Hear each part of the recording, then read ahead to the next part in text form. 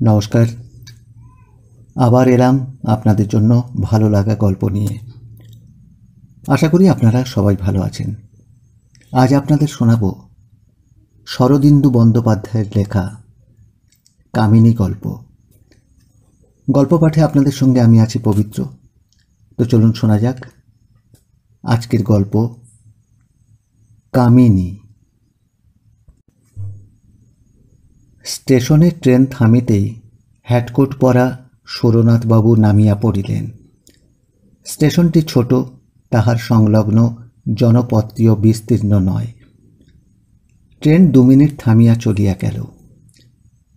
সুরনাথ ঘোষ একজন postal inspector. সম্প্রতি এদিকটার গ্রামাঞ্চলে কয়েকটি নতুন পোস্ট অফিস খুলিয়াছে। সুরনাথবাবু সেগুলি পরিদর্শন করিতে আসিয়াছেন। ইতিপূর্বে তিনি এদিকে কখনো আসেন নাই। ছোট সুটকেসটির হাতে লইয়া তিনি স্টেশন হইতে বাহির হইলেন। অন্য কোনো লটবহর সঙ্গে নাই। সুটকেসের মধ্যে আছে 1 সেট প্যান্টুলুন, ধুতি, গামছা, সাবান আর দাঁত মাজিবার বুরুশ ইত্যাদি। স্থানীয় পোস্ট অফিসটি স্টেশনের কাছেই। ডাক এবং তার দুইই আছে, কিন্তু সবই শহরের অনুপাতে। একজন পোস্টমাস্টার, একটি কেরানি ও 2 জন পিয়ন। পোস্ট অফিসের পশ্চাৎভাগে পোস্টমাস্টার সপরিবারে বাস করেন। বেলা আন্দাজ 11টার সময় সুরনাথবাবু পোস্ট অফিসে আসিয়া নিজের পরিচয় দিলেন। পোস্টমাস্টার খাতির করিয়া তাহাকে ভিতরে লইয়া গেলেন। দ্বিপ্রহরের আহারাদির ব্যবস্থা পোস্টমাস্টার বাবুরই বাসাতেই হইল। মধ্যাহ্ন ভোজনের পর সুরনাথবাবু ঘণ্টাখানেক বিশ্রাম করিলেন। তারপর আবার ধরাচূড়া পড়িয়া যাত্রার জন্য প্রস্তুত হইলেন। ইতিমধ্যে তিনি খবর লইয়াছেন যে 3টি পোস্ট অফিস পরিদর্শনে তিনি যাইবেন। তাহার মধ্যে সবচেয়ে যেটি নিকটবর্তী সেটি 12 মাইল দূরে। কাঁচা পাকা রাস্তা আছে। সোমনাথ তার পিয়নের সাইকেলটি ধার লইয়াছেন, আর সন্ধ্যার সময় উদ্দিষ্ট গ্রামে পৌঁছিবেন। কাল সকালে সেখানকার পোস্ট অফিস তদারক করিয়া সন্ধ্যার পূর্বে ফিরিয়া আসিবেন। তারপর আবার অন্য পোস্ট অফিসের উদ্দেশ্যে যাত্রা করিবেন। সাইকেলের পশ্চাৎভাগে ছোট সুটকেসটি বাঁধিয়া সুরনাথ তাহাতে আরোহণের উদ্যোগ করিলে পোস্টমাস্টার বলিলেন, বলছিলাম এখান থেকে মাইল 5-6 দূরে রাস্তা দুফাঁক হয়ে গেছে, দেখবেন। ডানহাতি রাস্তা দিয়ে গেলে একটু ঘুর পড়ে বটে, কিন্তু আপনি ওই রাস্তা দিয়েই যাবেন। সুরনাথ জিজ্ঞাসা করিলেন, কেন, বাঁহাতি রাস্তাটা কি দোষ করেছে? না না, ও রাস্তাটা ভালো নয়। সাইকেলে আরোহণ করিয়া সুরনাথ বাহির হইয়া পড়িলেন। কয়েক মিনিটের মধ্যেই তিনি শহরের এলাকা পার হইলেন। তারপর অবারিত মুক্ত দেশ। দেশটা বর্ণসংকর, অবিমিশ্রিত পলিমাটি নয়, আবার নির্জলা মরুকান্তারও নয়। স্থানে স্থানে ঘন বন আছে। কোথাও নিস্তরুপাদপ শিলাভূমি, কোথাও নরম মাটির বক্ষ বিদীর্ণ করিয়া রুক্ষ পাথরের ঢিবি মাথা তুলিয়াছে। এই বিচিত্র ভূমির উপর দিয়া নির্জন পথটি আঁকিয়া বাঁকিয়া চলিয়াছে। আকাশে পৌষ মাসের স্নিগ্ধ সূর্য, বাতাসে আতপ্ত আরাম। সুরনাথ প্রফুল্ল মনে মন্থর গতিতে চলিয়াছেন। মাত্র 12-14 মাইল পথ। সাইকেলে যাইতে কতই বা সময় লাগিবে। সুরনাথের বয়স 40 বছর। মধ্যমাকৃতি, দৃঢ় শরীর, মুখশ্রী মোটের উপর সুন্দর, সুদর্শন। তিনি বিপত্নিক। বছর 3 আগে স্ত্রী বিয়োগ হইয়াছে। আবার মাঝে মাঝে তিনি বিবাহের প্রয়োজন অনুভব করেন, কিন্তু বিপত্নিকত্বের ফলে যে ক্ষণিক স্বাধীনতাটুকু লাভ করিয়াছেন তাহা বিসর্জন দিতেও মন চাহিতেছে না। যখন তিনি 6 মাইল দূরস্থ পথের দ্বিভুজে পৌঁছিলেন, তখন সূর্য পশ্চিম দিকে অনেকখানি ঝুলিয়া পড়িয়াছে। সম্মুখে 2টি পথ ক্রমশ পৃথক হইতে হইতে ধনুকের মতো বাঁকিয়া গিয়াছে। মাঝখানে উঁচু জমি, আর তাহার উপর তাল খেজুরের গাছ মাথা তুলিয়া আছে। হঠাৎ কোথা হইতে ক্ষুদ্র একখণ্ড কালো মেঘ আসিয়া সূর্যকে ঢাকিয়া দিল। চারিদিক অস্পষ্ট ছায়াচ্ছন্ন হইয়া গেল। সুরনাথ পথের সন্ধিস্থলে সাইকেল হইতে নামিলেন। দেখিলেন আশেপাশে নিকটে দূরে জনমানব নাই। আকাশ নির্মল, কেবল সূর্যের মুখের উপর টুকরা মেঘ লাগিয়া আছে, যেন সূর্য মুখোশ পরিয়াছে। সুরনাথ একটু চিন্তা করিলেন, এখনো 6-7 মাইল পথ বাকি। আধ ঘণ্টার মধ্যেই আবার সূর্য অস্ত যাইবে। এখন অন্ধকার হইবার পূর্বে যদি গন্তব্যস্থানে পৌঁছিতে না পারেন, দিকভ্রান্ত হইবার সম্ভাবনা। পোস্টমাস্টার বলিয়াছিলেন, বাঁহাতি রাস্তাটা ভালো নয়, কিন্তু দৈর্ঘ্যে ছোট, সুতরাং বাঁহাতি রাস্তা দিয়া যাওয়াই ভালো।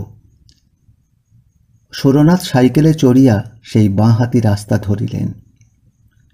পোস্টমাস্টার মিথ্যে বলেন নাই। পথ অসমতল ও প্রস্তরাকীর্ণ, কিন্তু সাবধানে চলিলে আছাড় খাইবার ভয় নাই। সুরনাথ সাবধানে অথচ দ্রুত সাইকেল চালাইলেন। সূর্যের মুখ হইতে মেঘ কিন্তু নড়িল না। মনে হইল মুখে মুখোশ আঁটিয়াই সূর্যদেব অস্ত যাইবেন। মিনিট 20 সাইকেল চালাইবার পর সুরনাথ সামনে একটি দৃশ্য দেখিয়া আশান্বিত হইয়া উঠিলেন। অস্পষ্ট আলোতে মনে হইল যেন রাস্তার দুধারে ছোট ছোট কুটির দেখা যাইতেছে। 2-1টা আবছায়া মূর্তিও যেন ইতস্তত সঞ্চরণ করিয়া বেড়াইতেছে। আরও কিছু দূর অগ্রসর হইবার পর পাশের দিকে চোখ ফিরাইয়া সুরনাথ ব্রেক কষিলেন। দেখিলেন একটি ছোট মাটির কুটির যেন মন্ত্রবলে রাস্তার পাশে আসিয়া দাঁড়াইয়াছে। আশেপাশে অন্য কোনো কুটির দেখা যায় না।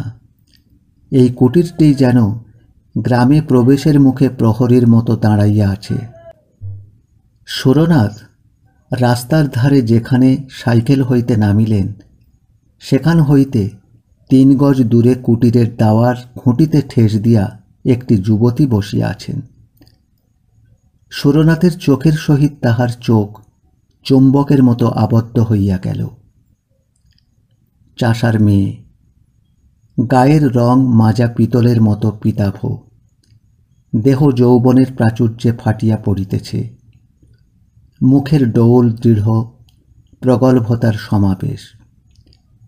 মাথার অযত্ন বিন্যস্ত চুলের প্রান্তে একটু পিঙ্গলতার আভাস, আর চোখের তারা বড় বড়। পরিধানে কেবল একটি কস্তা পাড় শাড়ি, অলঙ্কার নাই। সধবা কি বিধবা কি কুমারী বোঝা যায় না। তাহার দিকে কিছুক্ষণ চাহিয়া থাকিলে মনে হয় যেন আগুন রাঙা চুল্লির দিকে চাহিয়া আছি। হ্যাগা, তুমি কোথায় যাবে? যুবতী প্রশ্ন করিল। দাঁতগুলি কুন্দ শুভ্র, গলার স্বর গভীর ও ভরাট, কিন্তু কথা বলিবার ভঙ্গি গ্রাম্য। সুরনাথের বুকের মধ্যে ধকধক করিয়া উঠিল। দীর্ঘকালের অনভ্যস্ত একটা অন্ধ আবেগের স্বাদ তিনি অনুভব করিলেন। কিন্তু তিনি লঘুচেতা লোক নন। সবলে আত্মসংযম করিয়া বলিলেন, রতনপুর।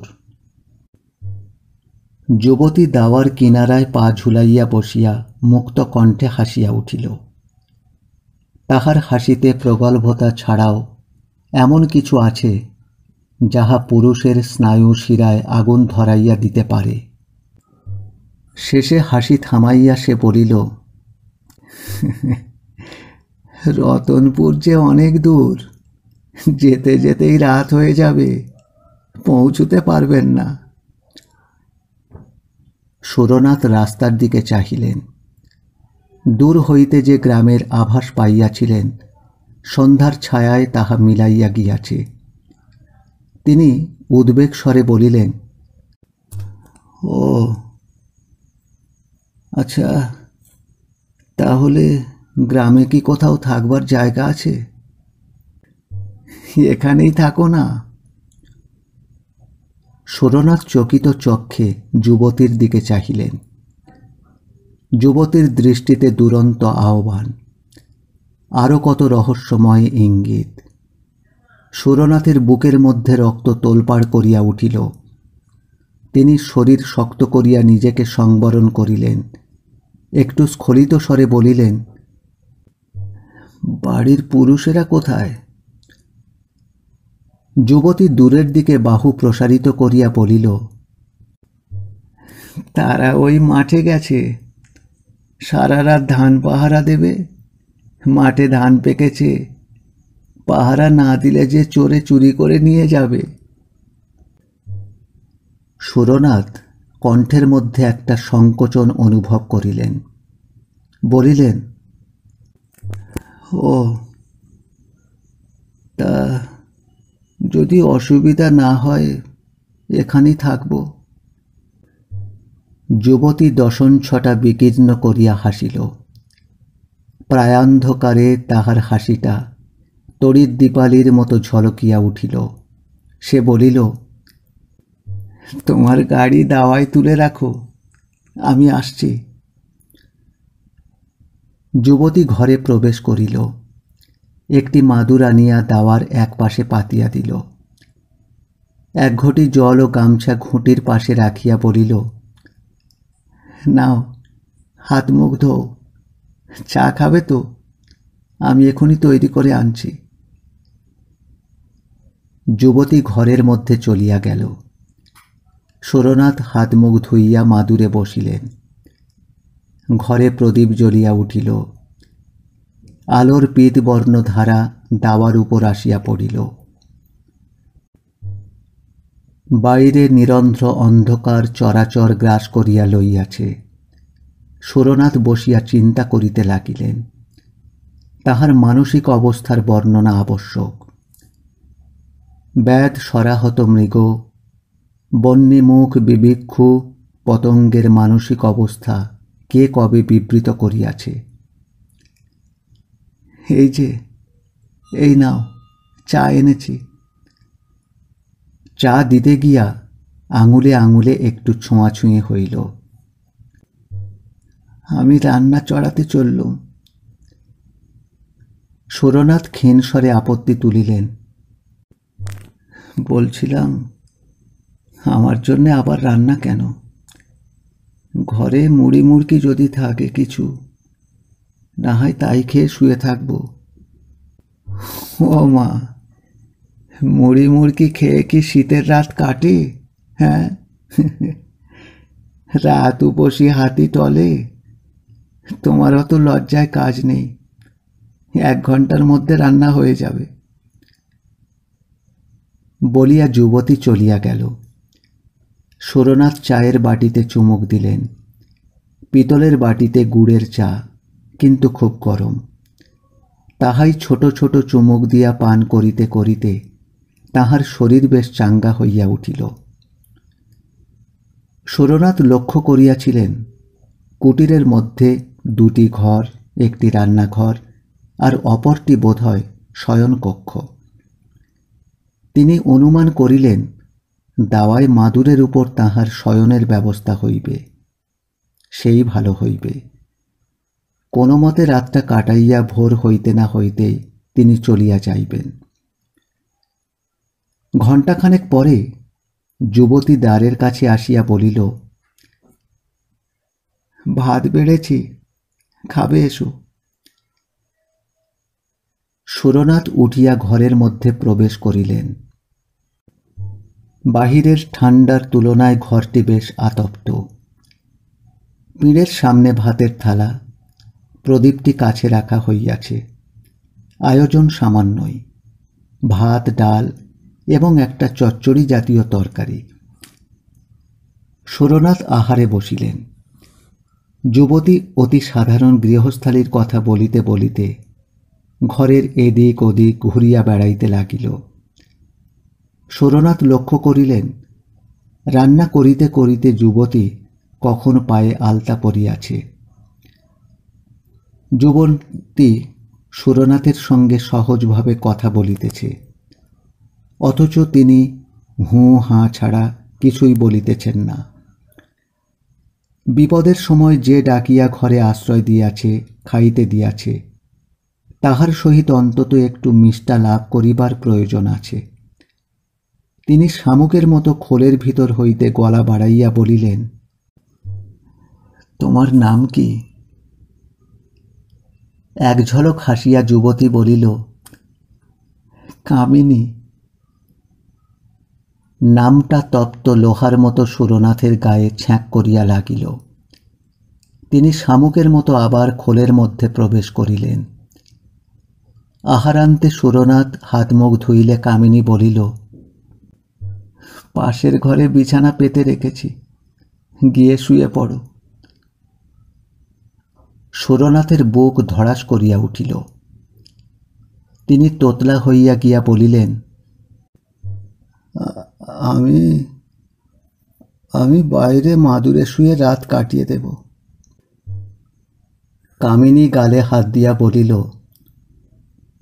ও মা, বাইরে শোবে কি? হ্যাঁ, শীতে যে কালিয়ে যাবে। যাও, বিছানায় গিয়ে শোও। সুরনাথ আর কথা কাটাকাটি করিলেন না। কামিনী রাত্রে কোথায় শুইবে প্রশ্ন করিলেন না। দণ্ডাজ্ঞাবাহী আসামীর মতো শয়ন কক্ষে প্রবেশ করিলেন। ঘরে দীপ জ্বলিতেছে। মেঝের উপর খড় পাতিয়া তাহার উপর তোষক বিছাইয়া শয্যা। সুরনাথ সুটকেশ আনিয়া বস্ত্রাদি পরিবর্তন করিলেন। তারপর প্রদীপ জ্বালিয়া রাখিয়াই শয়ন করিলেন।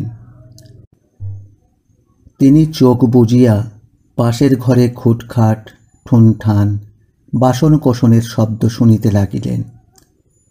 ইন্দ্রিয়গুলি অতিমাত্রায় তীক্ষ্ণ হইয়া উঠিয়াছে। তাহার মনের উত্তাপ একটি সুদীর্ঘ নিঃশ্বাসে বাহির হইয়া আসিল। চোখ বুজিয়া অনেকক্ষণ শুইয়া থাকিবার পর তিনি আচ্ছন্নের মতো শুইয়া পড়িয়াছিলেন। হঠাৎ চটকা ভাঙিয়া গেল। তিনি চোখ খুলিয়া দেখিলেন, কামিনী নিঃশব্দে কখন তাহার বিছানার পাশে আসিয়া বসিয়াছে। তাহার মুখে বিচিত্র হিংস্র মধুর হাসি। 3 দিন পর্যন্ত সুরনাথ যখন ফিরিয়া আসিলেন না, তখন পোস্টমাস্টার বাবু উদ্বিগ্ন হইয়া উঠিলেন। কেবল সুরনাথ বাবুর জন্য নয়, সেই সঙ্গে পোস্ট অফিসের সম্পত্তির সাইকেলটিও গিয়াছে। পোস্টমাস্টার পুলিশে খবর দিলেন। পুলিশ খোঁজ লইল। সুরনাথের যে 3টি পোস্ট অফিসে যাইবার কথা, সেখানে তিনি যান নাই। পুলিশ তখন রীতিমতো তদন্ত আরম্ভ করিলেন। 7 দিন পরে সুরনাথকে পাওয়া গেল। বাঁহাতি রাস্তায় একটিও কুটির নাই। সেই রাস্তার পাশে ঝোপঝাড়ের মধ্যে তাহার মৃতদেহ পড়িয়া আছে। সাইকেলটা অনতি দূরে মাটিতে লুটাইতেছে। তাহার পশ্চাতে সুরনাথের সুটকেশ রহিয়াছে। সুটকেশের মধ্যে কাপড় চোপড় সাবান মাজন বুরুশ সমস্তই মজুত আছে। কিছু খোয়া যায় নাই। তবে সুরনাথের দেহে কোথাও আঘাত চিহ্ন নাই। কিন্তু দেহটি প্রাচীন মিশরীয় মমির মতো শুষ্ক ও অস্থি চর্মসার হইয়া গিয়াছে, যেন রক্তচোষা বাদুড় দেহটা শুষিয়া লইয়াছে। পুলিশ হাসপাতালে লাশ চালান দিল। পোস্টমাস্টার যখন সুরনাথের মৃত্যু বিবরণ শুনিলেন, তখন তিনি আক্ষেপে মাথা নাড়িয়া বলিলেন, আহা, ডাইনির হাতে পড়েছিলেন। কামিনী ডাইনি এখনো ও তল্লাটে আছে। মায়া বিস্তার করে বেচারিকে টেনে নিয়েছিল। আমি ইন্সপেক্টর বাবুকে সাবধান করে দিয়েছিলাম, বলেছিলাম বাঁ হাতি রাস্তাটা ভালো নয়, কিন্তু উনি শুনলেন না। আজ তাহলে এই পর্যন্ত। এতক্ষণ আপনারা শুনছিলেন শরদিন্দু বন্দ্যোপাধ্যায়ের কামিনী। ভালো লাগলে চ্যানেলটিকে এখনই সাবস্ক্রাইব করে বেল আইকনটি ক্লিক করে রাখুন। আর গল্প পাঠ কেমন লাগলো অবশ্যই মতামত জানান। আবার দেখা হবে এমনি ভালো গল্পের সাথে আগামী অডিওতে। ভালো থাকবেন। শুভরাত্রি।